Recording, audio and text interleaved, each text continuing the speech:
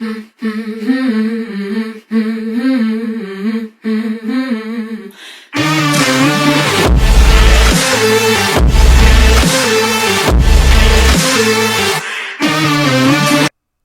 everybody to another episode of Two Men No Hope. If you're on Spotify or anything like that, leave them stars, and if you're on YouTube, like and subscribe. My name is Daniel, and with me as always is Jamie. I'm here again. Always I've reached my cue. I'm going to get a laser pen next time, and when I say, and here's Jamie, I'll flash a red laser and you'll be like, hello. I'll just get like spurted into fucking action, innit? Get a cue card. Cue card. Yeah, that was right, wasn't it? It's been a long day.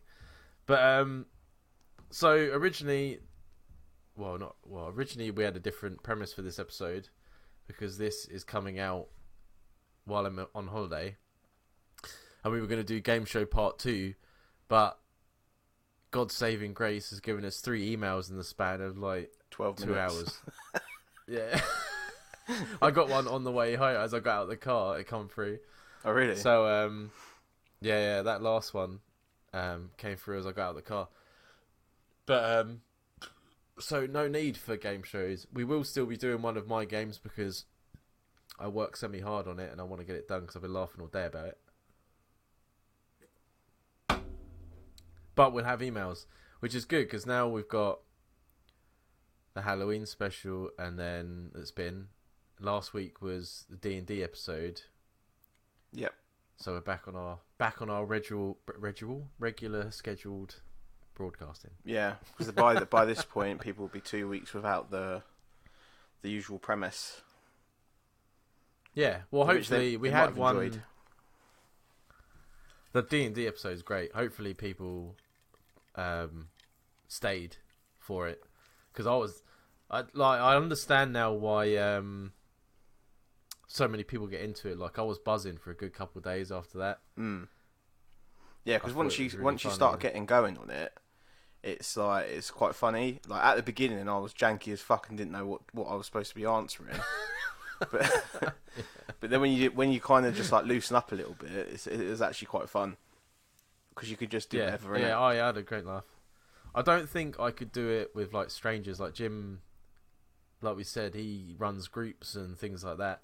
That to me is a bit, but because I know you and Jim, I could be myself.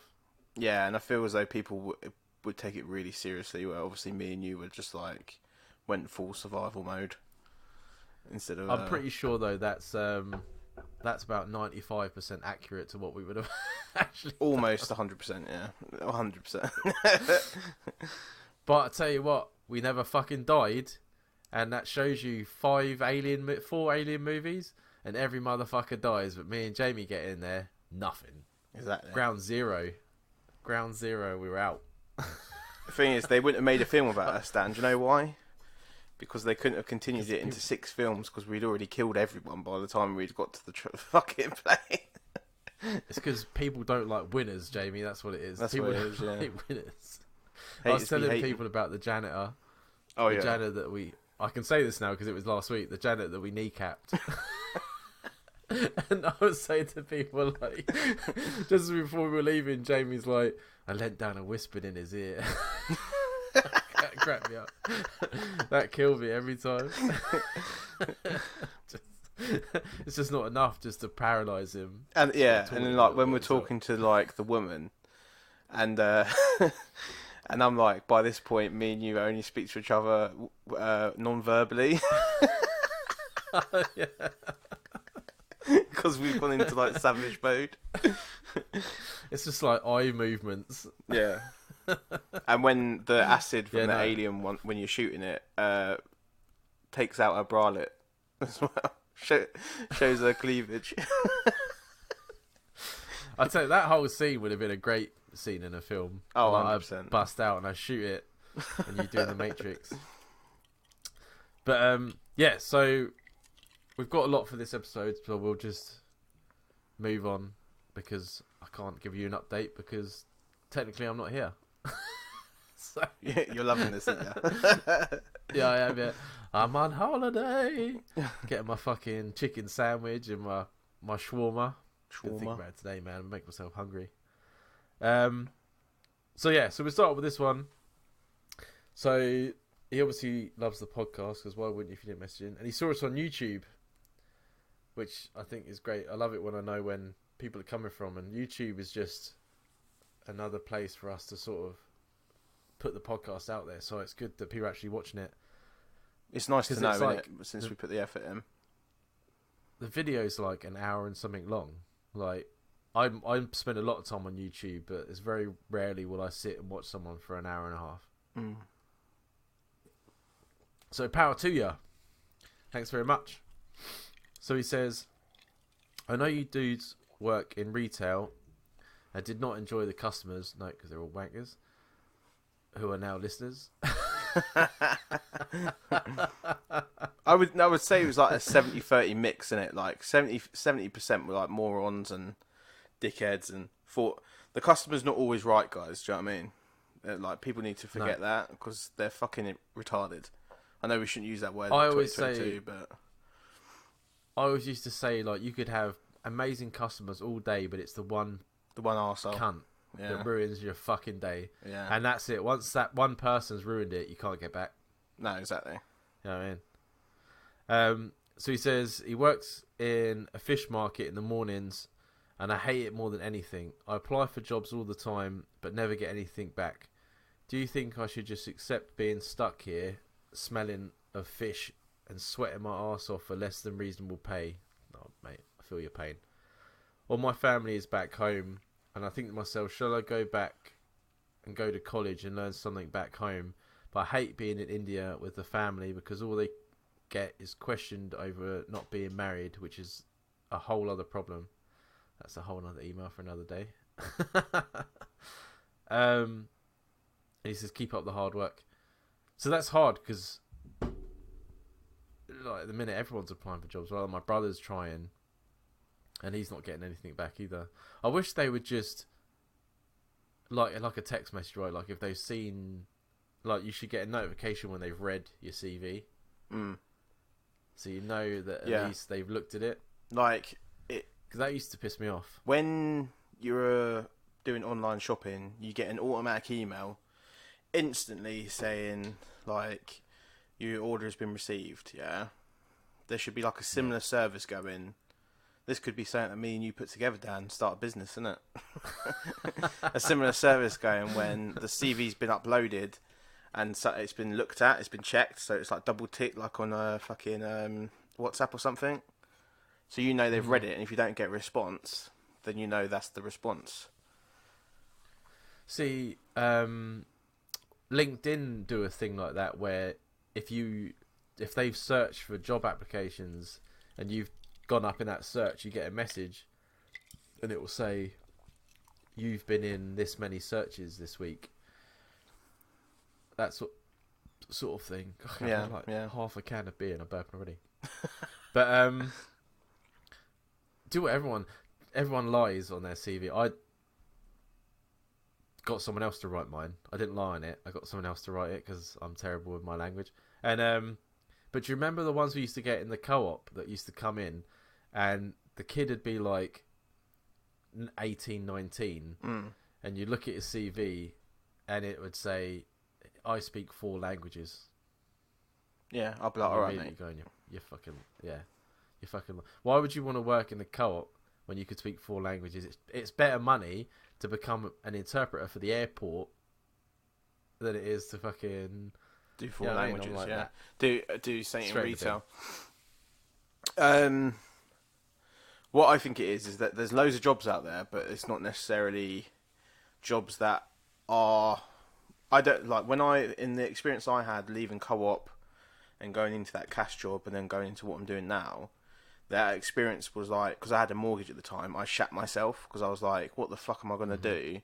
I've got like this long gap where I'm not getting paid at all and I need to get a job quick. And a lot of the jobs were completely undescriptive. Like, when you're applying for them, they don't really tell you what company it is. They don't really tell you what the needs are to work there. So you just apply for everything, and then quality over quantity should be the way to go rather than quantity over quality. Do you know what I mean? Like, you can't just apply for the whole world I went for a job interview for a mortgage advisor, and then when I got there, it's a fucking call centre. Do you know what I mean? So it wasn't mortgage advising at all. It was a bunch of like little kids trying to offer mortgage advising. And then the guy was like, "You're way overqualified for this job," and I was just like, "Well, this isn't what you advertised." And then we just ended up chatting shit for 20 minutes, and then I went home. But it's like I think it's a mixture of the jobs aren't done right online on Indeed and stuff. They're not shown right, and I don't think necessarily it's all down to education either. I don't think there's a lot of, unless it's you actually need a uni degree for that job. Education means fuck all, really. Unless you need to be qualified for that job through a college or something, it means nothing. There's loads of jobs out there that you don't have to be skilled for. What annoys me is it's you're damned if you do and damned if you don't. So like, when my brother's concerned is like this will be his first job, so he's got no experience. Mm. So it's a pain in the arse trying to get your first job because no one knows what you like. And then when I got laid off, you know, when that terrible trip you came up with Alex. Oh right, yeah. And I lost my job, didn't I? Yeah. I couldn't get a job anywhere because I got rejected 3 times from Asda. I worked for the co-op for 7 years, was a deputy manager for a year and a half, and I just was like, I just need, like you say, I've got bills, I need to pay my bills. I'm like, fuck, night stacker in Asda should be a breeze. Like they should just look at my because they think that you won't deal well with being told what to do. Yeah. Because you were a management, and I'm like, are you fucking kidding me? I just need the fucking money. I'd got through this is before I decided to give up on retail totally. I got through the process with BP, do you know, the petrol station company. I got through the process where I was applying to be like their deputy manager in one of their stores. So it was going to be a step down massively for me in money and like obviously not being the boss. But I was like willing to do it because I needed the fucking money. And then when I went to the interview, the area manager was like, I don't know how you would deal with going into this store because it's like heavily regimented through this manager and it's his way or no way." And I was like, "Well, I'm quite flexible. I know there's loads of like BPs around. Like I can go anywhere." And then he was like, because at that point I was travelling to Essex, which is like nearly 2 hours away for work. So I had quite a wide scope as long as I was getting paid well enough to be able to do it.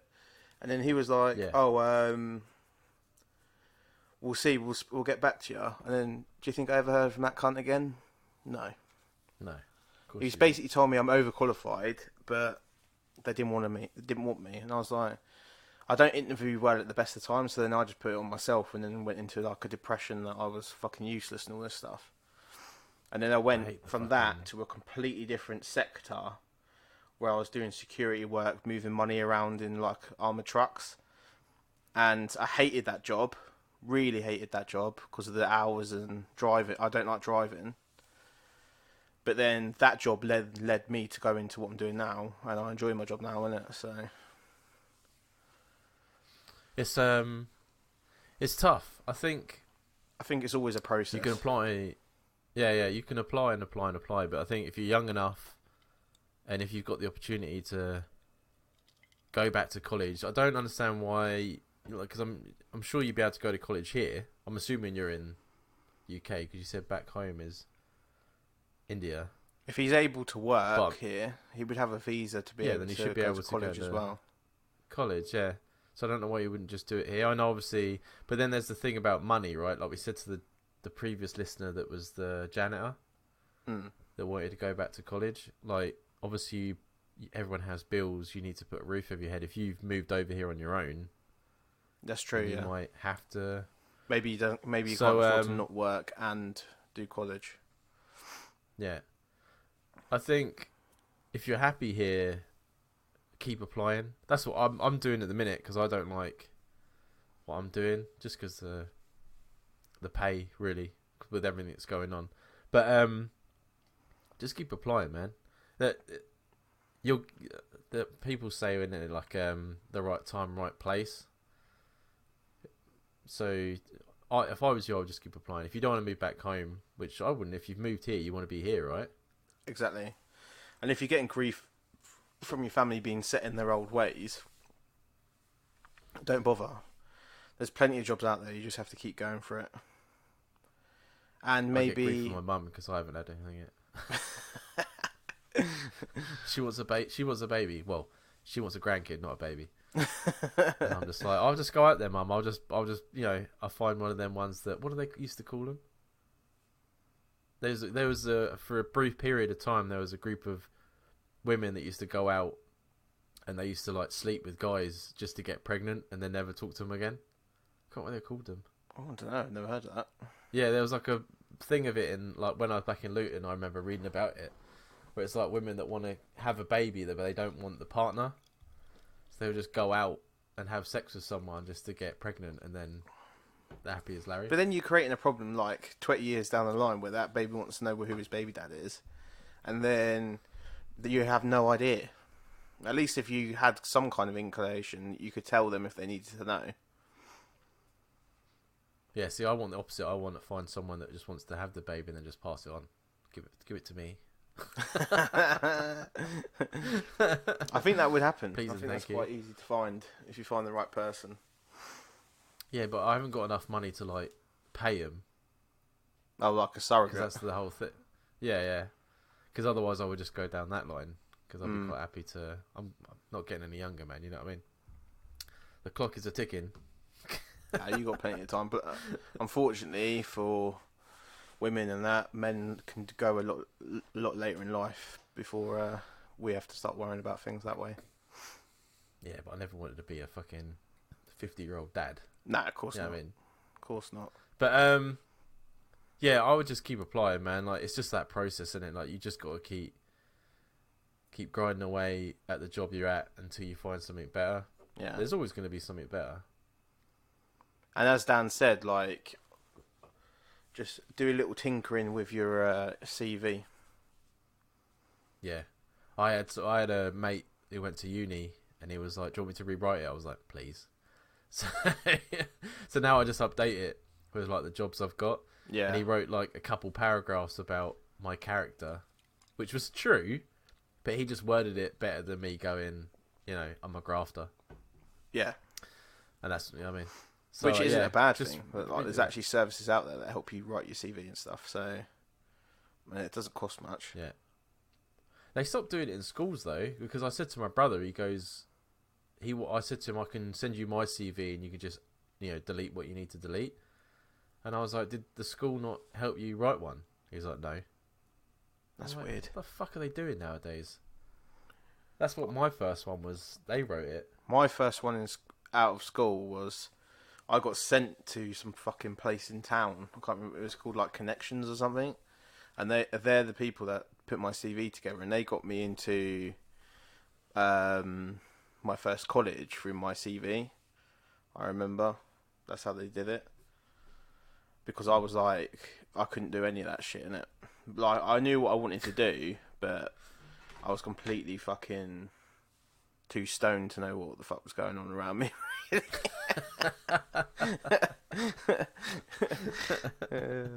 I remember when I got the phone call about going to the co-op, and I was in a bakery in town. It's absolutely fucking terrible. The guy run it, just like a piece of shit. Is that still there? James, the manager, I think so. James goes to me like, "Oh, when can you start?" And I was like, "Can I be honest with you?" And he's like, "Yeah." And I was like, "I'm about ready to just fucking walk out." I was like, "If you want me to start tomorrow, I'll start tomorrow." And he was like, "Okay, you can start next week." And I went in and was like, "Bam! I'm finishing on Friday." And then he had the cheek to go to me like, "Oh, I'm not going to penalise you for not working out your notice." And I was like, "Actually, I get paid weekly, so I have worked my notice. Thanks very much." Fucking prick. Cheeky bastard. But yeah, when you desperately need it, it'll come on. That's what will happen. You'd be like, "I'm done. I'm sick of this place," and you'll get a text message, like we did with the emails. We need to record an episode. Saved at the last. We need it. Saved at the last barrel. Well, not saved because we did prepare. It's not like we went in totally unprepared this time, but it has happened in the past. Yeah. Um, That's it. but yeah, I agree with Dan. Just keep plugging away, man. You will eventually get something, even if it's a shit job initially. Nothing could be. I'm not. I don't want to put you down, but nothing could be worse than stinking a fish at the end of the day and stuff like that. So it might be an initial shitty retail job or something like that that you don't have enough hours, but that could lead to something. Do you know what I mean? Like my first job was, I'm sure I've brought this up on the podcast, was that I worked in a double glazing company, and it was the dodgiest shit I've ever done in my life. Yeah, you did. And that moved me on to actually getting into retail and starting actually becoming management and stuff like that. So it all leads up to something. Do you know what I mean? Yeah, for sure. Right. I think my alarm's going to go off in a second. Right, so I'm not going to say this lady's name in case she's playing us out loud at her work to get other people's listening. That would be awkward. Hint, hint. Yeah, I know, yeah. But, if you do want to do that, a few more listeners far away is not a problem. She says, I feel like I'll possibly be your oldest listener at 46, but I like my men young, don't you worry. I like an older lady. How old is, I say older lady, I mean mature. I like a mature woman. How old's Joe? Joe. Oh, my uncle? Uncle Joe. He's in his 50s. Oh, there you go. There you go, make you feel better. There you go. I was about to say an name then. There you go, Clarissa. Clarissa, fucking hell. That's a new one, I haven't had that one before. So she says, I work in a call centre in... not going to say that either. My job is in management and I have a sticky situation. I slept with a guy at the last work's drinks, which I feel absolutely terrible about because he's in a relationship with another young girl in the office. He's 26 and I enjoyed the night at the time, but I woke up in instant regret. Since the night, he has sent me around 10 plus dick pics and even a video of him in the shower. I'm going to say whacking away. She didn't use that, but I feel that's better. Being a nice person and being attracted to him, I do reply. But I'm his senior at work and he's in a relationship, so I feel like I need to put a stop to it. I'm curious to see what you think about it. And then just to throw this out, she says, and yes, the bad breath question from the last episode is a massive concern. From someone who works in human resources, I've dealt with it a lot over the years. It's more common than you think. It's always men too. And then she says, please wash your balls, guys. For the record, I do wash my balls. It's just when I've had a long day that get a bit sweaty. I wonder whether that is a problem that's actually been brought up before. Because we talked about BO and bad breath, but we never, obviously, other than you getting in the car sweaty. I wonder whether she's had like complaints about someone smelling like fucking groin. a guy walked past me today. And I almost fucking threw up. Oh, it wasn't his knob. I don't know what it was, but he walked past and I just got a whiff. And you know that instant like smell that makes you gag? Mm. It was like that.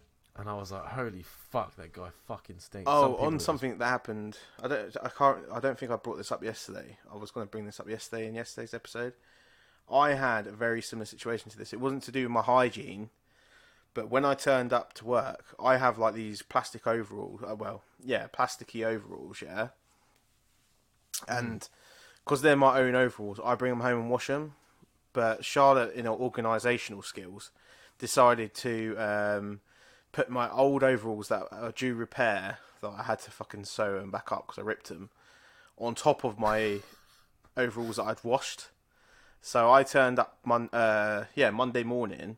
I was in a terrible mood because it's Monday, obviously, and I'm starting a 12-hour shift. Yeah. And I walk into the change room, putting on the clothes, put on my suit. I'm like, what is that smell? Yeah, I smell the sleeve, and it's clearly unwashed, and it's fucking like smelling it. Do you know when it just smells off key? And I was like, fucking hell. So I thought I mustn't have washed it. Didn't think anything of it. Forgot about the rip because obviously I thought it was my good ones. So I went in, did my air shower and everything, went through into the main meeting.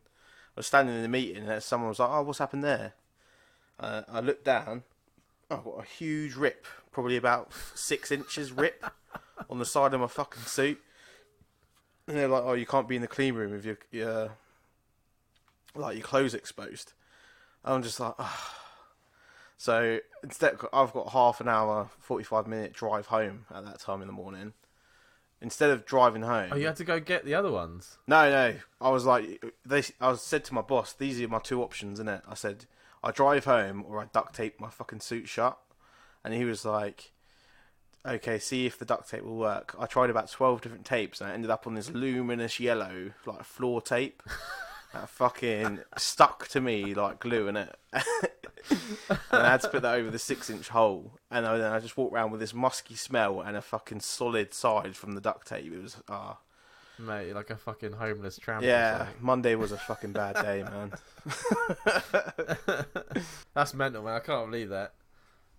Yeah. Well, actually, I can believe it because it's you, but... It's never happened to me before, ever.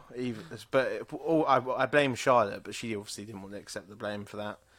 But why would I check that 2 of my suits are piled up on top of each other? I wouldn't check in it. I just grabbed it in the morning and went out. Grab it, yeah. That's what I would do. We've completely gone off on a tangent from the actual thing that she was asking. I've had many... I've slept with many people I work with, and it is never ever a good idea. I think if anything, it happened, so you can't. There's nothing you can do about that. But I think you should stop it. I think if he was single, you could get away with it, even though you are like his senior. But I think because he's with someone, and did I say she worked there as well? Yeah, and she works there as well. That's ridiculously fucking awkward. And if he's quite happy to, he's obviously not bothered by it. I think that says more about his character, His moral compass, yeah, is all over the joint. He's quite happy just to send you his knob, like all the time. Like that's a little bit excessive. If he's not happy with her, yeah, it is. Yeah, that amount of dick pics. That's what I mean. Like, I send dick pics. But how many angles though? You don't send 12 angles, do you? It depends on what I'm doing. It depends if it's a good angle. Sometimes I just look at it and I'm like, oh, yeah, I like that. I'll take a picture of it. Remind me never to look on your media on your phone, Dan. Oh yeah, never, ever. I had to buy more storage on my Google account. Oh, mother of God.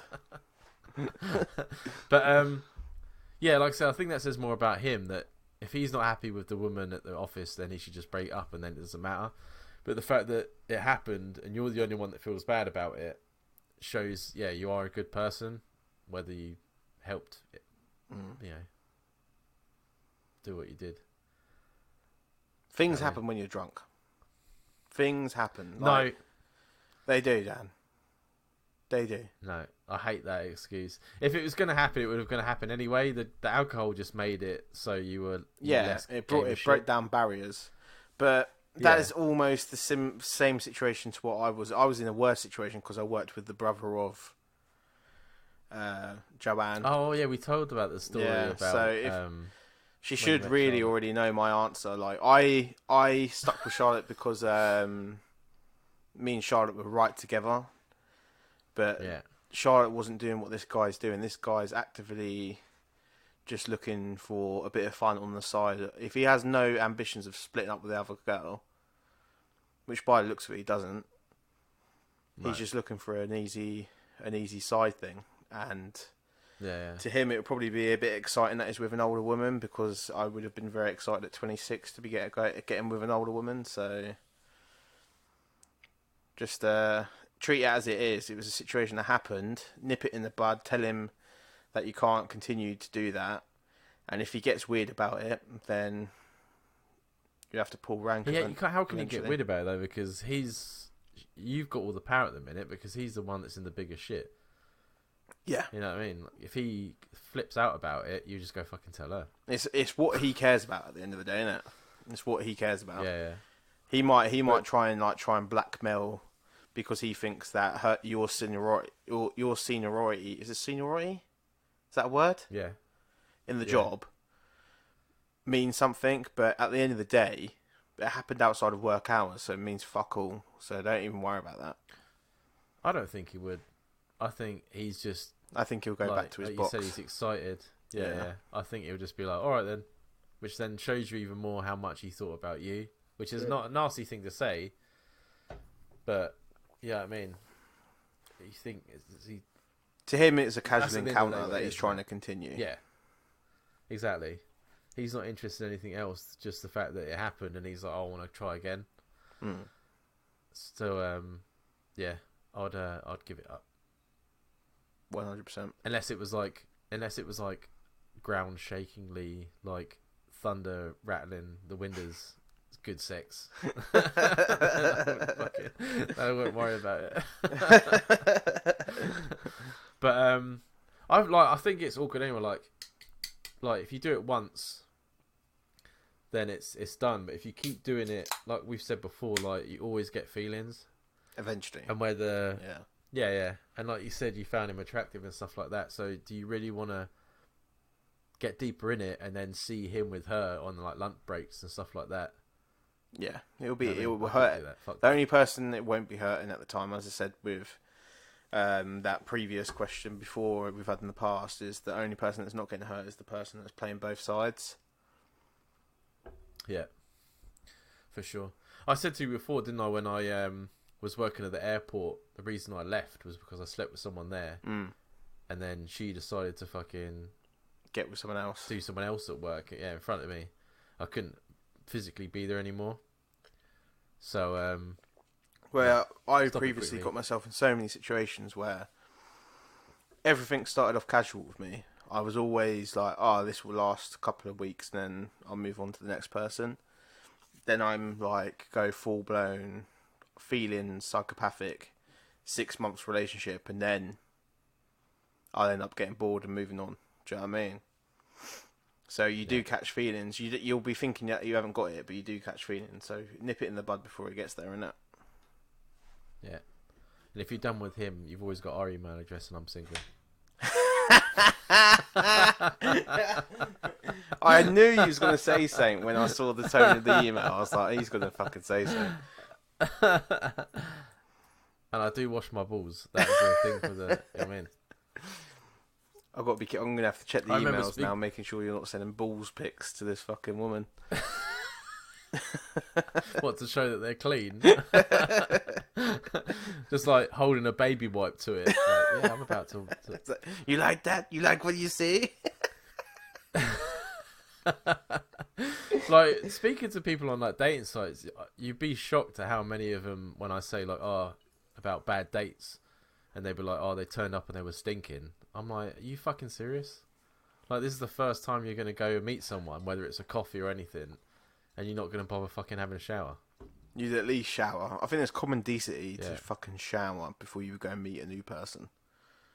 I shower and deodorant, and then before I leaving the house, I'm like sniffing my armpits and like stuff like that. I'm like, yeah, everything's good. Obviously, I can't sniff my nuts, otherwise I wouldn't need anyone else, would I? Yeah, that's true.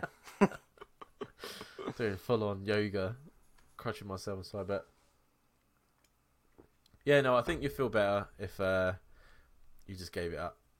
I can't think of any time where it was a good situation, unless like Jamie's, where you ended up marrying the person. And I feel as though, like, with Charlotte from the beginning, I've always felt that connection, like when we first got together. So it was like, you know when you know. I feel you two are uncomfortably like identical.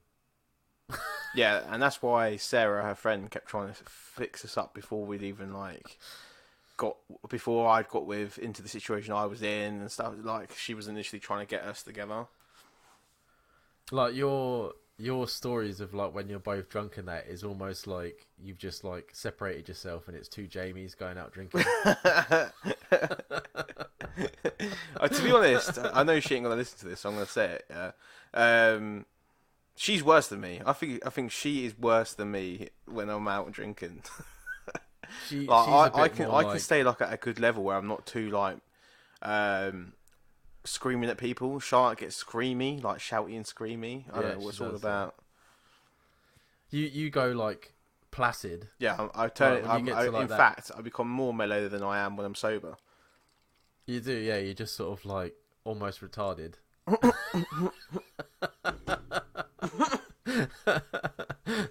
Like you just sit there like you're like been smoking weed for a solid like 12 hours. Yeah, I think that's the best way for me to go because I've got so much just anger built up inside me, Dan. Can you imagine if I let myself off like a powder keg? I would just Yeah, you fucking look kill like Charlotte. people. That's what I mean. Yeah. Charlotte's the other side of you. That's what it is. The other day on our meal, Charlotte had 3 drinks. She was pissed, and she went from loving me at the beginning to telling me that I nap too much, even though I don't nap anymore. Yeah. To then telling me that she's upset about this and that's happened, like with her family and stuff like that, which I won't go into. And then she went back to loving me again. And then by the time we get home, she's horny, yeah. And then I gave her a magnum, and then she went to sleep. And I was like, okay, so that's my night done. Is that what you call it? You give her your magnum, Jamie. That's my term for sex, isn't it? I'll just give her the magnum. Give her a magnum. I'm trying to fucking hit on listeners, and you're like, give her another magnum. In that tone. I'll give her it. Charlotte. Ready Just walk out full leather outfit, innit? But yeah, just got the image of like Terminator. I don't know why. It was like, give me your boots and your motorcycle. I just leave the room and be like, I'll be back. No, you won't, because she's a fucking sleep. And then when I come back, she's sleeping. Yeah. Oh mate, it was like I was like 3 drinks. I'm not even fucking halfway drunk, and she's pissed, telling me it went through like the different personalities of Charlotte before we got there, and I was just like, bruh. I enjoy it. I watched the basketball and went to bed. That's what I did. Fucking hell. Brilliant. Oh, right. So move on to our next listener. So where did we previous leave it off listener. with that one? What did we agree that she needs What to did you name her nip it name in the was? bud? Clarissa. Clarissa, yeah. Clarissa, we think that you should nip it in the bud. I don't know why that makes me laugh. I don't know, Clarissa sounds like a right, sexy give it name up. to me. Clarissa, I don't know. It always reminds me of that Nickelodeon show. Clarissa Knows It All. Is there? Oh god. Yeah. Is it a kids show? I don't know why that. I don't know. It was. I'm pretty sure it was Sabrina the Teenage Witch. It was that show before she did that. It was a show she did. What was her name? Melissa something. Yeah, she ended up doing that. Something in Joe, innit? Was the latest thing she did. Yeah. Yeah, she was in that. Yeah, Clarissa. I don't know. But my names with me, if they're easier to say, I like them better. Like Clarissa sounds quite clunky when you say it. Do you not think? Clarissa. I can imagine just someone coming out in lingerie when I think of Clarissa, innit? Just walking towards me. I'm just like, oh yeah. That's your stripper name then. Oh yeah, Clarissa. Oh yeah. Funny. Right, so this is a previous listener. Sorry, my contact lens is bugging me because it's been in for too long. So he emailed in. Was this Brian's episode? Don't know. No, I know. no, I think it was before that. Yeah. So he emailed in, saying that it was before that, saying that his mate's ex was coming to the club and was like flirting with him and that, and he wasn't sure whether to sleep with her or leave it alone. And we suggested that he spoke to the mate, and if the mate was okay with it, then I don't see why not. But always to check with him first, just to make sure. Because I said to you, that was the episode I said to you, if I said to you I'd met up with your ex and you were like, no, I'm like, well, I've done it anyway. Yeah.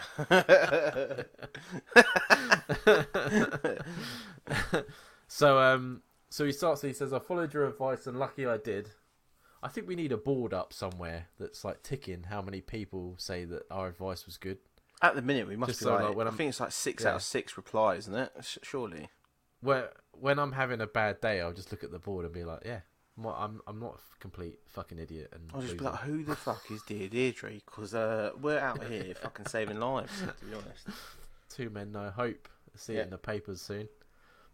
And he said, I found out just today that she was carrying on with another guy from the group as well.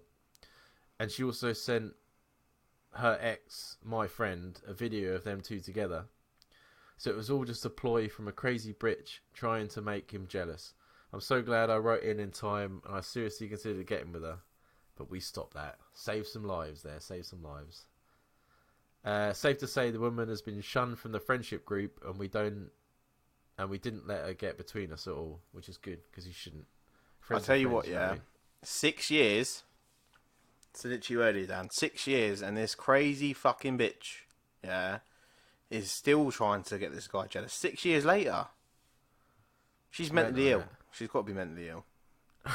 Like, there's got to be some serious issues going on there. Because I've got mental health issues, but that is, like, serious mental health issues. 6 years. I don't even know people for like 6 years. No, after... They've been in and out of my life in that time. If you don't text me in, like, a couple days, then... That's, I mean... Unless it's me, Dan. Me and you used to go 6 months without talking to each other. I'm like, oh, I remember that guy. So he says, I saw you guys enjoyed Edinburgh and the comedy club. Have you guys ever considered doing stand-up? Or if the show was to gain huge following, when is going to gain huge following, would you do stage shows? I actually considered doing stand-up. It might have been the second time I went to Canada, because I was like, oh, I could do an open mic there. But I don't think I could do... They say that when a lot of the stand-up people say they've got like low self-esteem, yeah, they do it because they need the attention to. But if I got up there and the fucking room was quiet, I would look like a fucking tomato. I'd just be bright red and I couldn't function. That'd be me dead. I would just flatline. 100%. But I think if me and you did it together, I think it'd be right. Yeah, like, I would love the idea of being able to go up there and bust jokes and be a stand-up comedian in the way that... Because, like, when I listen to a lot of other podcasts with stand-up comedians as the hosts, the way they talk about themselves and how detriment they are towards themselves is exactly what I'm like. So I relate to that so much, but I don't think I would have the... in me if like the room died on me. Like, if you remember when we was in Edinburgh, the room started dying on that girl, the middle act. The room started dying on her, and she pulled it back and got people laughing again. I would have walked off. I don't know what I would have done at that point when people were just like, no, it's not funny. Yeah. But I think if we were both on there together, if we did like a stage show together, if it does take off, which a lot of podcasts do, they tour and do stage shows. I think me and you would have like a bit more of a structure to it, and we'd bounce off each other. So if one of us was dying, the other one would pick it up. Isn't it? Yeah, for sure. You become like a double act, podcast, like when. You? Yeah, like was it something in Teller? What's the other one? Key and Peele. I think because I listened to Off Menu with Ed Gamble Acaster. and James he was Acaster. saying, James Acaster, yeah, and he was saying in one episode about how long it took him to write his material, and I think to myself, we don't do that. Like, I wouldn't even know where to start to make a joke. Like, what we do, although sometimes like it could be a bit flat, we do it all as we're doing it. Yeah. Like, I couldn't imagine sitting down and writing something that I thought was funny, because then when I say it out loud, like, you heard me when I'm reading, right? Yeah, exactly. Like, that's exactly the problem I have. Reading the joke, yeah, if I read the joke out, they'd be like, he doesn't believe in his words. Yeah. You know what I mean? But when me and you sit here and talk shit and stuff like that, you're just basically throwing shit and seeing what sticks. Yeah, that's exactly what improv is, isn't it? And like, I listened to Paul Chowdhury's podcast this week, and I listened to literally his first episode, and he has Russell Howard on as his first guest. Do you know that blonde comedian with the cock eye? Oh, I don't like him. Yeah, I thought he was Ron. Is it Russell? Russell Brand. Yeah, No, Ron Howard. not Russell Brand. Russell Howard. Yeah, I'm not a big fan, to be honest. I'm not really a big fan either, but obviously he's been successful as a comedian, etc., etc. And they were talking about like doing stand-up comedy rooms and stuff, and he literally does what we do. He writes down a few sentences or a few prompt words to what he thinks would be funny, then goes up and improvs the entire thing, and that works for him. He says he can't write like in and out like what other comedians do, so it's a big mixture.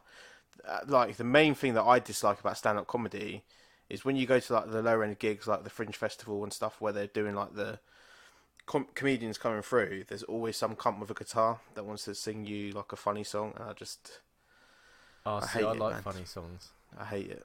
Like, I love Bill Bailey. His songs are amazing. Yeah, but Bill Bailey's good at it. He's one of the only ones that are good at it. Who's that? The fella that's doing the new Matilda. He's a singing comedian, isn't he? Munchkin. Oh, Tim Minchin. Minchkin, that's it. He's also funny though, just doing stand up though, isn't he? Because I've seen him at the Apollo, and he's quite funny just stand alone. Yeah. So I was going to say, I know that some comedians, they have nights where you go and they test new material on you. I can't remember what those nights are called. But work in progress night. So I did that. I went to Mickey Flanagan. Me and Charlotte, for one of my birthdays, Charlotte bought me a Mickey Flanagan work in progress night at Leicester Square Theatre, and he was testing out like his latest stuff, which come out a year after, obviously, on his main stage. So you see what he kept in and what he didn't, and it was really good. And it's a really small room as well. It was probably as small as the room we were in Edinburgh. Yeah, see, I don't mind doing stuff like that, but yeah, I just think I was never very good at like public speaking, or drama, which you'll find out later because of what I've got planned for us. But I would struggle with the writing side as well, because I don't know whether what I would write down, what I would think is funny, but I don't know whether other people would. I think it's easy with like me and you doing this because we riff. I know what makes you laugh. Yeah. I know if I go sexual, I can get you going. I know. I was telling people at work as well that the game I'm doing later is just the whole point in it is for you to just go, Dan. Oh Dan. no! Is it? Am I cutting this? Dan? I know I've gone too. I know I've gone too far. I know I've gone too far. If you just go, Dan. That's just my whole goal for this. This will be podcast. the Jim or Savile game all over again. What? What Jim or Savile go? But yeah, so it would never be a definite no. And obviously, if the podcast, fingers crossed, when it gets big, we were asked to do some sort of live thing, I would definitely do it. 100%. Whether it be any good, is another thing. But I'd be happy to do it. But if the listeners are obviously going to be the ones that turn up, and they wouldn't be listeners if they didn't find us funny. Exactly, they'll know the audience. Logistically, obviously, we're not at that stage yet where we'd even be able to figure out where it would happen and when. But it's a good. It would be a good thing to build up to. I think definitely. Yeah, I would love to do it. Obviously, it'd be a fucking experience of a lifetime, wouldn't it? Mm. If it went well. If it was shit, we just wouldn't speak again, innit? It's your fucking fault. Yeah, because I was I was listening to the episode with Richard E. Grant on that Off Menu, and he asked Acast and that is it difficult being friends and working together? And they said, oh, they're more friends together. They only do the podcast, they don't do anything else together. Whereas me and you, I think it would be a lot different if when we work together on this, it would be this and it would be mates as well. Yeah. Like 24/7.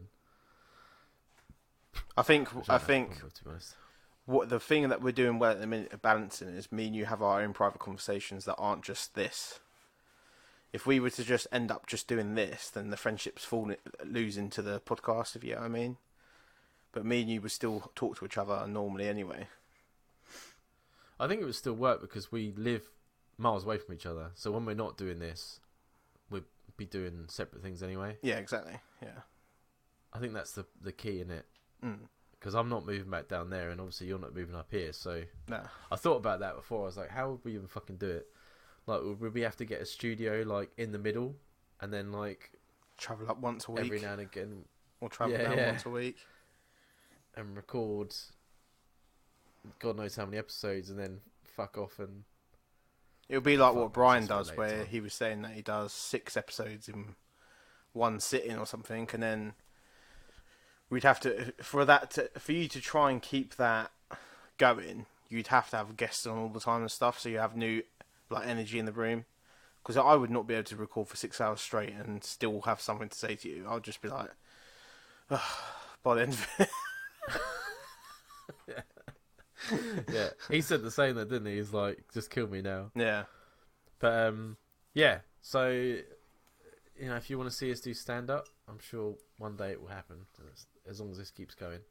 Otherwise, I'll go back to cutting meat and being miserable all the fucking time. So he says he also knows Jamie's love for basketball. He says the London team would be worth to go and watch for you both. Next time you're together, I have seen them a few times. They're entertaining. I'm not a massive basketball fan. I'm more of a hockey guy. You want to put me in a hockey game, I'll quite happily go and watch that. Yeah, I just like we've the been to see violence, hockey to be together honest. before, haven't we? And it was good. Yeah. I wouldn't never drag Dan away for a 3-hour game that he's not going to enjoy. Unless I'm getting drunk, then I'll quite happily sit there. But yeah, it's that there might be a fight that keeps me going.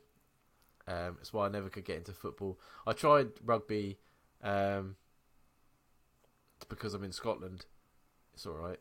I don't really understand the rules. That's probably why I don't do sports. Hockey to me just seems like if you've got a stick in your hand, you can whack someone with it. That's fine with me. So he says, my work has started a new thing where they put in a suggestion box as I hate this. The suggestion box that people do at work never works. They do it because they make you feel like you've got a say, but it's horseshit. It doesn't go anywhere. You're just writing a piece of paper for the fucking sake of it. Because morale's at an all-time low, and as you can imagine, it's been absolutely brutally raped. And he's given some suggestions of what's been put in the suggestion box. So it says, management to suck a dick daily, which is my personal favourite. Blow the place up. Monthly cocaine and hooker day. All management should quit. Grab the boss lady by the pussy, which is on so many levels wrong, but is also funny as well. Can you think of any egregious comments I could throw in there? This stumped me because normally I've got loads to fire away, but I think all the good ones have taken drugs, hookers, and fire. 100%, yeah. I think, as you said, like, do you remember when we used to have to do them fucking talk back things for co-op? Every company does that. Yeah, The and yearly... I've got a very similar thing now, and it's called, what is it called? Don't matter what it's called. It was basically the same bullshit, yeah. But then it means absolutely fuck all. And now we have to do monthly meetings on the questions that were answered. But then because last year there was more contractors than there were full-time staff in my area didn't get an official score. So we're doing it off of the whole fucking site's score. So we're just answering questions on something that has no relevance to us at all. It's just complete and utter bullshit. Any feedback thing like that is absolute bullshit because nothing happens. Yeah. No. They couldn't give a fuck. No company gives a fuck about the dogs at all. Everything they do is to make you feel like. We kept going on strike when I first started work at the factory. That we kept going on strike, so they made us, because we haven't got a union. Apparently they took the union away because the guy that used to come in was taking money from big bosses in the factory to keep us happy. So he wasn't doing. Yeah. It's They like stopped bribed. it. So yeah, basically, yeah. So we now have what we call a workers' council to stop us from striking, but we couldn't even get a new lock put on the bathroom door. Ugh. They still wouldn't. Yeah. We have a screw fix across the road that you could buy a lock for £2. They wouldn't do it. So and what makes things worse now is that we're getting a lot of they're I say buying like they're some sort of fucking. They're bringing in a lot of like Filipinos and Africans to work in the factory because it's such a shit place to work. No one wants to fucking work there. So they brought in, and because obviously we've realised the council thing is complete garbage. So who's the head of our council now? Some Filipino guy I've never even spoke to. He just looks at you and smiles. remember you saying that he has like a different colour hat or something. Yeah, green hat. I didn't know what that meant. Yeah. But can you how you know why, don't disrespectful is that? you? You know why? Because he would just say yes. Yeah. He's a yes man. Yeah. Yeah. He is, yeah. He'll literally, he is the creepiest fucking guy. Like, you look at him, and he's just, and I don't know how he does it, but whenever you look at him, he's looking at you. Yeah, He because knows Dan, that you you're know looking why, at don't him. you? Because he is a looking at Malaysian me. serial killer. He has killed hundreds of He's got street the kids in biggest Malaysia. grin. The biggest grin on his face. Yeah. And I'm just like, and I get into the car, and Scott works on the other line, and he's like, that fucking guy was staring at me, and I was like, but he was staring at me as well. How the fuck is he looking at you and then looking at me? he is. No, the film Smile. That's him, innit? Yeah, that is him. Yeah, exactly Yeah. like that. It's just He's like just you're looking and completely grinning. imagine. Everyone imagines it. That every time they look at him, he's looking at them smiling. Little creep. Creepy fucking guy. But that's why, yeah, because next year when we get up, because we got suckered into a 2-year fucking pay rise hold. Because yet again they had some guy that didn't That's know what they're he was trying to doing. put through in my place at the minute. A 2-year Like deal. a council thing yeah. Never do it. Never take a 2 year. Always do 1 year. Because they're saving money the next year. How much money do you think my factory's saving now? We're in a fucking crisis and we're stuck at 7% that they gave us last year. 7%'s good, to be Fucking fair. joke. For last year. But it's like We don't get anything 13% this now year. with inflation. Yeah. It's fucking garbage, isn't it? People are like, what the fuck are they talking about right now? I can imagine that's going through some people's heads, so we apologise. But I don't know how we got there. How did we get there? Suggestion boxes. I remember working in co-op. When I was a manager, you had to pretend to all the people that work for you, this is amazing, this is the new thing that's going to happen for you. You can do this, you can do that. You had to pretend to these people, even though you knew it's complete bullshit. You have to sell it to the people that work for you. So then, that's what I did. I remember putting up this fucking suggestion box, which took up half of my thing. So every time we walked a cage by it, the cage would knock the suggestion box on the floor, and it used to piss me off, innit? And I had that suggestion box up for 9 months, I think it was, and the only suggestion in it was, can we get some fresh milk daily? And that was the fucking only suggestion in 9 months. So either my staff were really happy or no one gave a shit about the box, basically.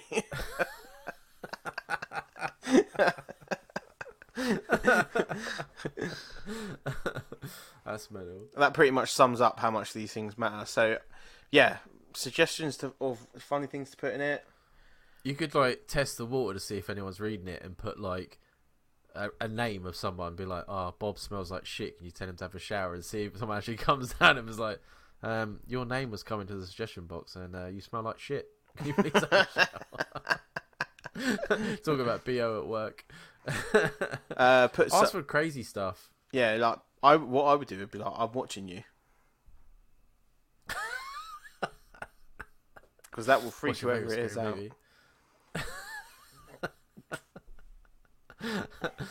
I don't know. I think I always worry about shit like that because like as we said before about those yearly things, they know that it's you because they go to you. How long have you worked here? What's your nationality? What section do you work blah, in? Blah blah blah blah blah. What section do you work in? How old are you? On the last one, because I was still a contractor at the time, they were like, "Oh, you don't have to put your names on it."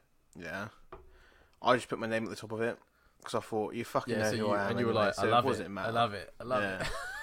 I just put my name at the top, and they was like, "Jamie, you don't have to put your name." I was like, "Well, it's on there now. I'm not rewriting it, so just fucking send it down there." And then what happened? And then when we were in the last meeting, he was like, "Oh, we haven't had a score for our section because there wasn't enough of us." I said, "Yeah, but you made the contractors fill out a paper one. What's happened with all the paper ones?" He was like, We lost them. I don't know what's happened with the paper ones. I was like, "Yeah, because they do you know what's happened? I've put it in that thing in HR, and then HR have took that away and put it in the fucking bin." I said, "They didn't matter. Yeah. They don't listen to you, man. No one cares." Take a piece of paper and then like smear like a chocolate bar in the middle of it, and then put that in the selection in the box, so all the other suggestions stick to it like someone's taking a shit. Fucking box. Just right at the top of the bit of paper, dirty protest, and it like it's a prison cell. I would be the sort of guy that takes out and like goes like, "This can't be shit," and like sniffs it. Like, what is that? Well, that can't be right. All I remember is the conversation with my area manager when we all had to bring our boxes to the management meeting. Yeah. So I brought it down. I didn't know what was in it. Obviously, paper's light, so I'm thinking, there's got to be at least 5 or 6 in here. Yeah, 9 months later, we're all sitting in the management meeting. Everyone's got their box in front of them for the whole hour. Then he's like, "Right, now time to see our team engagement." And I was like, "Okay." So then we went through all of our engagements with our teams. I've got this. And then he gave us the lock, the key to open the locks. So everyone opened their locks, and I would say probably about half of the room had nothing in them, and then one little pussy had like fucking 10, because obviously everyone loves him in his shop and all this stuff. And then I think he was writing them himself, putting them in there, to be honest. And then and then there was like Charlotte had like 3 or 4, because obviously she was managing another store. And everyone loved Charlotte in her store as well, so she got a fucking bundle in there. And then I got 1. Please replace milk daily. And that was it. I was like, "What do you want me to do with that?" I was like, "There's nothing I can bring back to the fucking shop with that, is there?" Just do as it says, Jay. Replace the milk. And that's what I did. I bought, instead of buying a 2-pint milk, I would buy a 1-pint milk and just replace it every day. I was gonna say, like, how much fucking milk is someone going through to replace it every day? I found out it was my baker at the time. She was a Sri Lankan woman. She fucking drank more tea than you'd ever know. Oh, really? Yeah. That's mental. But she did the weird American thing in it, where they fucking microwave their tea into the kettle in it. Oh, don't. Yeah. There's an amazing video on TikTok of a woman that's like, "I'm going to give my British boyfriend a cup of tea." And yeah, she uses cold water. Yep. And then does the whole, and then that's and fucking microwaves minging. it like a fucking. That's the. Do you know who do that? People that are fucking backwards, Dan. Because like, you don't like, we're from Britain, innit? We know how to make a cup of tea. Just follow what we do. You don't ask like, you don't make Chinese noodles without consulting a Chinese person, do you? It's the same thing. So I'm going to give you a sob story. My dad left when I was younger. Anyway, when he came back, it was almost like a test. So like, he was like, "You got to go make me a cup of tea," because he's a tosser. So I had to go make him a cup of tea, and he like drunk it. He was like, "Yeah, it's not bad." And I was like, that's it? You disappear for fucking 5 years, and I've got to make you a cup of tea to see if I've been brought up right. What the fuck? That's an English. Yeah, an English thing. He tested your tea making skills. Considering he's like an old school fucking slaphead, you know what I mean? Like, fucking hell. But yeah, I always remember that. I used to hate it as well. Go make me a cup of tea, and I'm like, I don't want to make you a fucking cup of tea. Like, why have I got to make you a cup of tea? I've gotten through life to this point in my life, 31 years of age, telling everyone in work that I cannot make tea and I cannot make coffee. And I'm incapable of doing it, and every time I do it, everyone hates it. And then when I've actually been forced to do it, I deliberately make it so bad that they'll never ask me again. So it's just been one of them times where, like, at home, I can make a perfectly nice cup of tea in it, but I don't tell no one.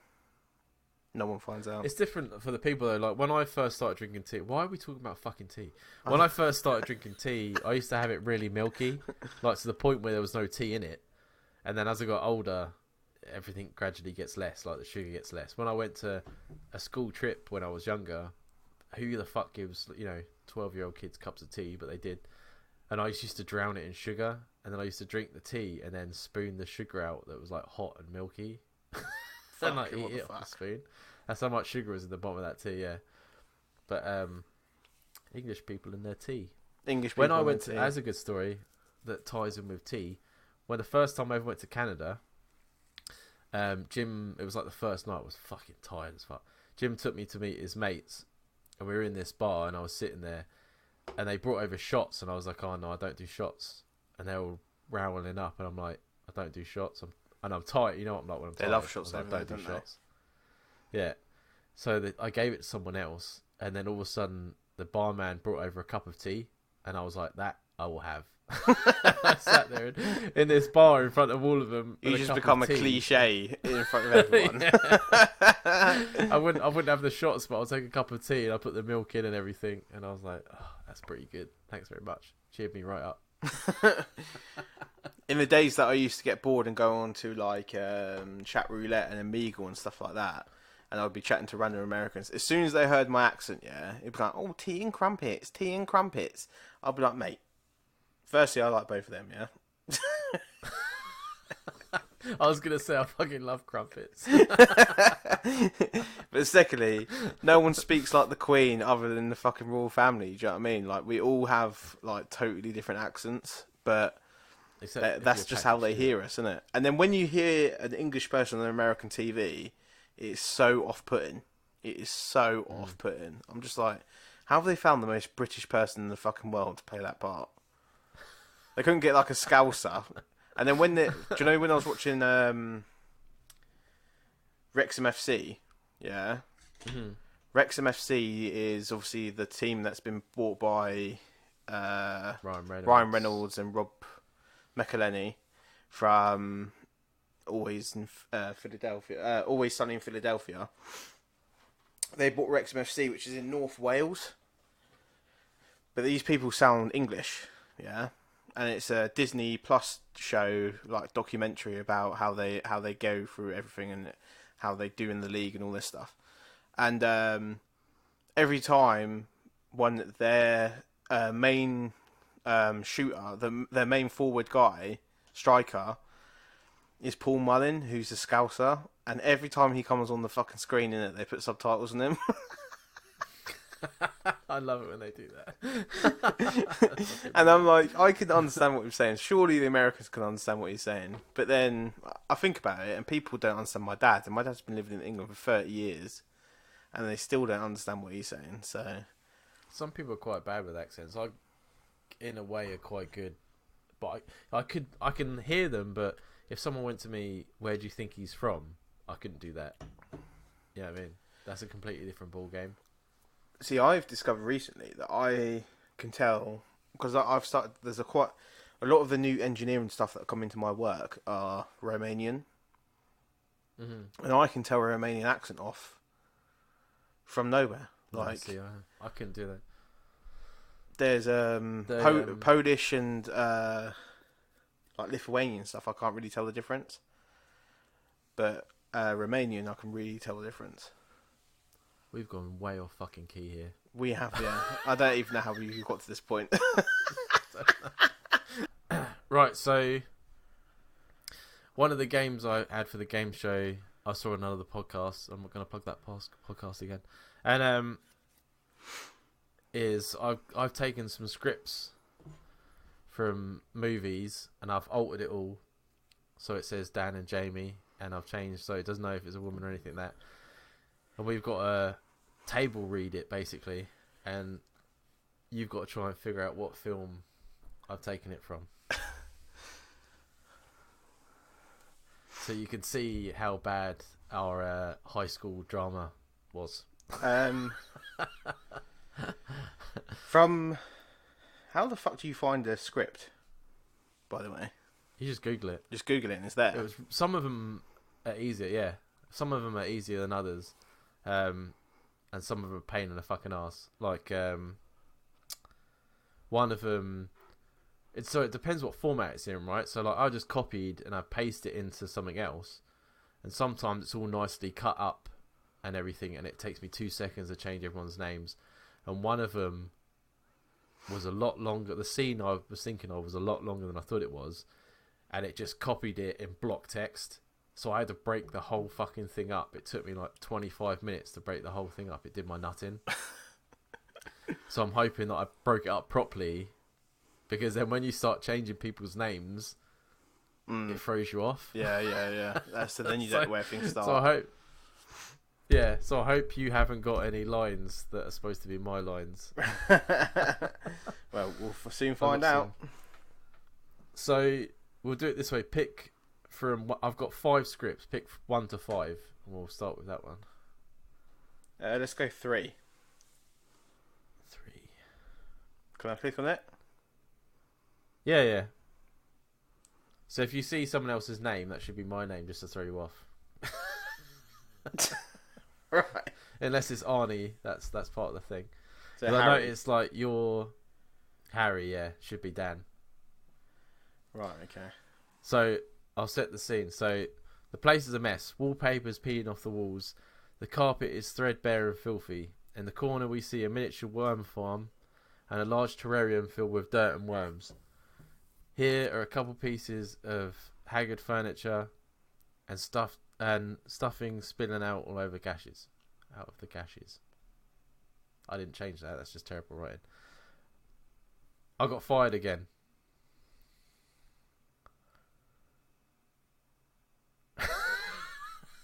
I don't I mean like to be harsh, life anyway. Dan, but let's face it, you are a pathetic loser. No offense. None taken. Well, you shook hand too? Of course not. I quit. Why'd you quit? I had a hunch. I had a hunch Dan was going to fire me. No, that was supposed to be All right, Arnie. I had a hunch Arnie was going to fire me. Yeah. Why didn't you wait and see if your suspicions were well founded? Winners control their own destiny. Dan. Yeah, that's not me altering that. That's the script. Jamie fetches a couple beers from the fridge and throws one to him. You know, the thing that really chaps my arse is that I spend my life savings turning the van into a poodle. The alarm alone cost me 200. Big deal. That car's an old bum anyway. What are you talking about? It's only 6 years old. That's 42 in dog years. So I keep thinking of the scene. It makes me laugh. I know what film this is. They open their... What? I think I know what film this is. What'd you say? Huh? Do you want to say it now, or do you want to keep going? Well, I'll keep going just in case. Just in case I'm wrong. They open their beers and drink simultaneously, as in this podcast. Then Dan notices the briefcase. What's with the briefcase? It's a love memento. Huh? It's a love memento. Oh, That's shit. the I thought you were saying hers. The most beautiful woman alive. Her name is Mary. I drove her to the airport. Sparks flew. Emotions ran high. Breast heaved. She left this case at the terminal when I flew to Aspen and out of my life. End of story. But what's in it? Do you really expect me to go snooping around someone else's private property, Dan? Well, why not? Because it's fucking locked, mate. They take another sip of their beers. Suddenly, we hear a loud knock at the door. Petey the parakeet starts to squawk. The guys look at each other alarmed. Then Dan tiptoes to the peephole. Dan POV, a distorted looking JP Shaney and Joe Mental are standing at the door. Friend or foe? We don't have any friends. Dan is still squinting at the peephole. I can't recognise them. Could be student loan thugs again, or the IRS. Maybe someone pissed off at the case of the Girl Scout cookies we bounced to check on. Hey, I ordered Biscuit Mint, and they turned up with them little swindlers turned up with peanut butter praline. Well, whoever they are, they took it serious. One of them's even wearing plaid. So,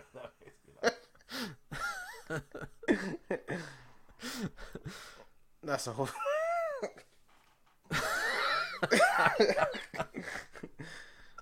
That's a hostile pattern. I say we bail and don't go down to unemployment. Jamie grabs the briefcase, and the two of them exit out of the window and down the fire escape. See, I'm totally confused. What movie? At the first, I thought this was Dumber and Dumber. Dumb and Dumber. It is Dumb and Dumber. Yeah. Okay. Yeah, it is Dumb and Dumber. It's weird, isn't it, when like, obviously you now, because you've seen the film, you assume those people's accents and the way they speak. It just throws you off. Yeah, it does totally. I thought that was alright. I think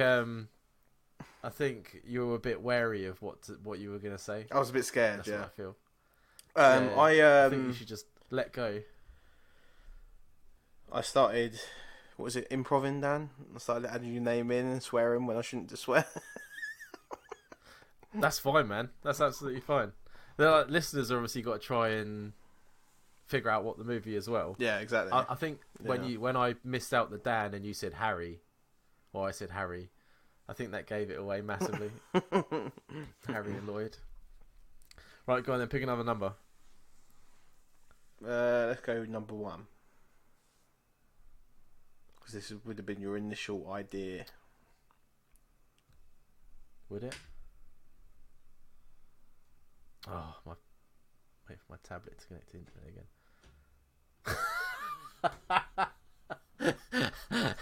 Yeah, this was my initial idea. Yeah. See, I told you. Don't read ahead because you won't do it. Right, so all you need to know is yours is in red, and I'm in green. Right. Okay. New angle. The ghost smacks Jamie, sending him flying into the freezer. Jamie falls hard, hitting his head and dazing him from the brief moment. Dan attacks the ghost. The ghost is strong and easily punches Dan around. Dan is thrown into the freezer. He's hurt. Jamie gets up and rushes to help Dan. Inside freezer. Suddenly the door locks and is bolted shut. The temperature gauge is broken. The temperature begins to drop. Jamie rushes to the door. Through the window he sees the ghost leave. We got a call for help. Jamie holds up the cup and talks into it. Fuck, I cocked it up again. Now you definitely know what it is. Hello? Do you read me? Come in. It's useless. They don't work in here. Must be the walls or something. Frost is built up on the window. Icicles hanging off our heroes. What are we going to do? I'm cold. I can't move. I'm so cold. Can you feel that? So I thought you actually asked me, so I've had too much to drink. No. Try a little harder. Jamie starts rubbing his thigh. Feel that? Dan, enjoying it. No, keep rubbing. Jamie starts rubbing harder. Now, come on. You know I'm not into that kind of... I'm not ready for that kind of... Jamie, please. It's a matter of life and death. I'm asking you as a friend. Okay, but only as a friend. What the fuck? Jamie makes ready to start rubbing Dan's dick. Dan leans back, getting ready to enjoy it. He puts his arms around his head and then realises the whole time that it depends on Jamie believing that he can't move his arms. So he quickly puts them back where they were. Jamie realises what he's done. Jamie start rubbing Dan's crotch. Dan is coming. Dan explodes. Jamie's eyes are wide as he looks down. He jumps back as the goo flies towards him. close up, the goo is freezing in midair. What in the Lord's fucking name, Dan? Are you writing fan fiction for us or something? What the fuck is this? Did you not? When I said Cindy, I thought you would get that straight off the bat. It's No. Scary Movie 2. Hey? Scary Movie 2? Yeah, I knew it'd have to be one of them type of films, yeah. You completely threw You me know off, the bit man. where they're in the freezer and he's like, "Oh, I think I'm dying," and she starts trying to warm him up. I was like, that'd be fucking brilliant. I can see the tone. I can see the tone. That was my favourite one. I didn't even realise that it said in the script, Cindy rubs Dan's dick or something. Buddy, I think his name was. Buddy's dick. When I changed it to Dan and Jamie, that just cracked me up, something chronic. Yeah, do 5. I wanted to do this one. You'll know this one straight off the bat, but I had to put it in there. I had to. Right, so you're laying on the sofa and I've just come in through the door. Hey. Hey. Why are you so sweaty? I was watching Cops. You're not supposed to have your feet on the couch. Hey, man. Did you touch my drum set? Nope. It's just weird because it seems like someone definitely touched my drum set. Yeah, that is weird, but I didn't touch them. Hey, did you touch my drum set? Oh, sorry, that's then you. Hey, knock it off. Oh, never mind. I know you touched my drumstick because there's a chip in the left one. You fucking crazy, man. You sound insane. Do you realise that? You should be medicated. Fuck you, Jamie. I know you touched my drum set. I want to hear your dirty mouth admit it.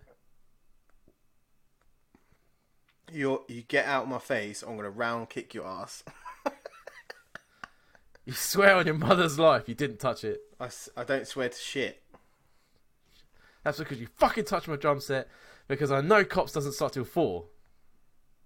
Where are you going? I'm going upstairs because I'm going to put my nutsack on your drum set. Don't you do that. I'm warning you right now. If you touch my drums, I will stab you in the neck with a knife. If you ever go in my room, I'll go ape shit. You hear me? Hang on, I don't want to miss a spot. That's you again. Oh, John Bonham's playing Moby Dick for real. I swear to God, I warn you. There's one rule in this house, and you broke it. I didn't touch your down drum set.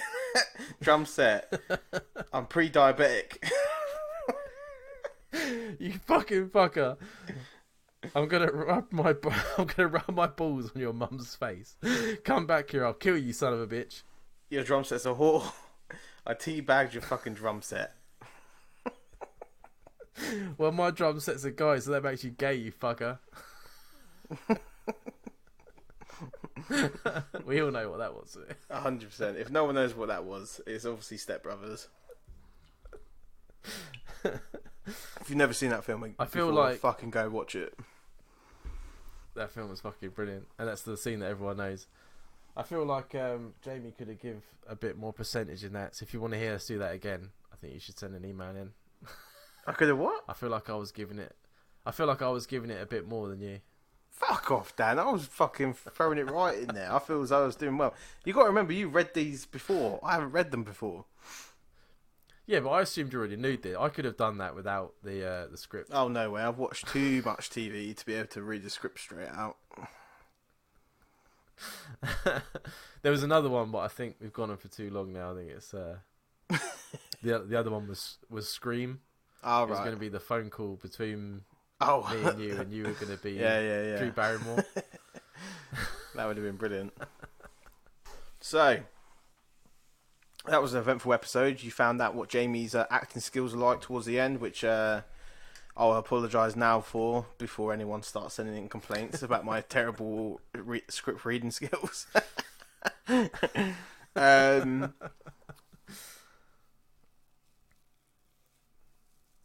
what was the fucking? I can't even remember what the fuck it. College, sleeping with your workmates, and suggestion boxes. Yeah, so suggestion boxes are a waste of time, as everyone knows. So let's just avoid that. If not, do what this workplace has done and just put random shit in it and let people laugh at the ideas. Another thing that I thought was brilliant from this episode was an other work romance. It's nice to know romance isn't dead. Whether we agree with it or not. Anyway, today, this is our last episode out, isn't it, before you come back. So while Dan's enjoying his last week of his holiday, when this is out, just remember, guys, to write into 2mennohope@gmail.com to send us some questions and content ideas, and wish Dan a happy holiday once he's been back, and see whether you want to find out what he got up to while he was over there. I'll pass it over to you, Dan. Yeah, I want those emails when I come back.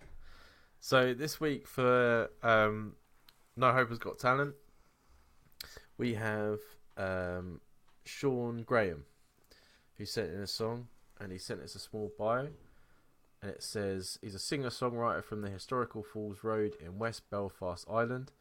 Coming on the music scene in 2016, Sean has sold out numerous Irish venues, such as the iconic Black Box in Belfast, with features on RTE, along with the appearance on Cool FM to promote his most acclaimed single to date, Can't Let Go, which is what he sent us today.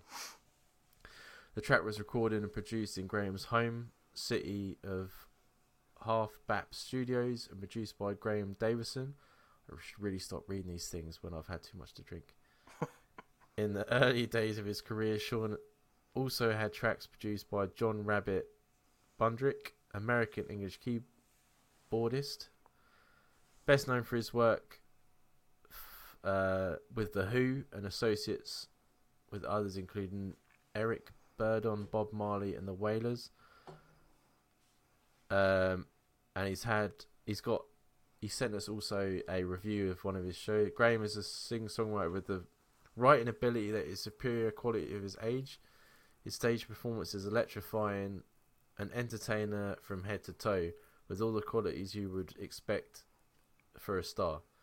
I really enjoyed his song. Thank you for sending it in. We really appreciate it. We will always link his description and everything below. So this is Sean Graham with Can't Let Go, and we'll catch you next week.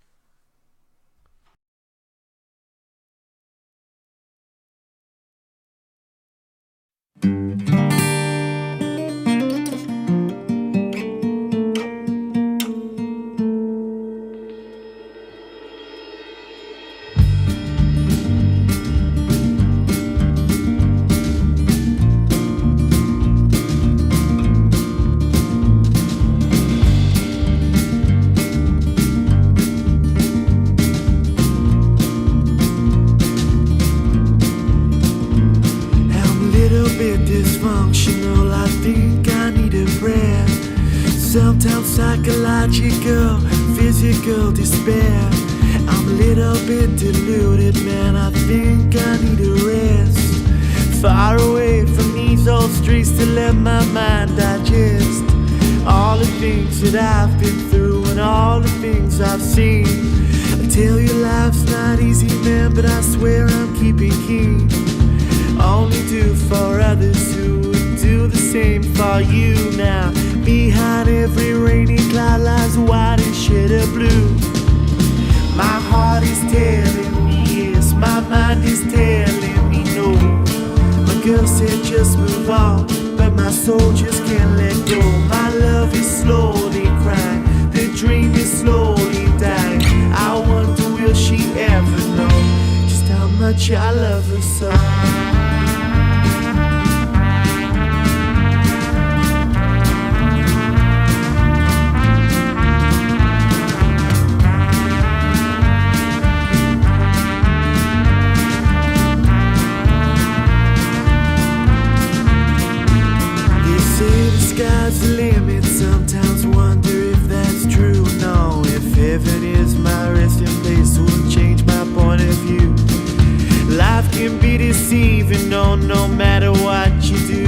So don't think about it, shout about it until you see it through.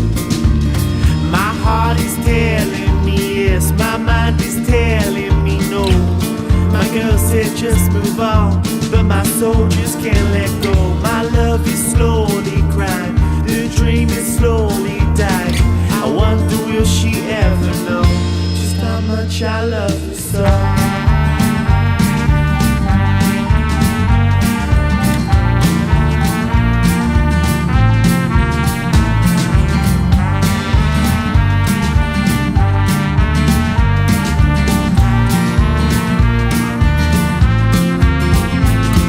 Everything's alright when I'm just kicking back with you.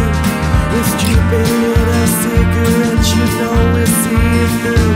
I don't need fancy cars now, man, I don't need gold guitars. All I need is to be holding on to you. My heart is telling me yeah, my mind is telling me no. My girl said just move on, but my soul just can't let go. My love is slowly crying, the dream is slowly dying. I wonder will she ever know just how much I love her so. My heart is telling me yeah, my mind is telling me no. My girl said just move on, but my soul just can't let go. My love is slowly crying, the dream is slowly dying. I wonder will she ever know just how much I love her so. Oh, will she ever know? Will she ever know how much I love her so? Oh, I wonder will she ever know? Will she ever know how much I love her so?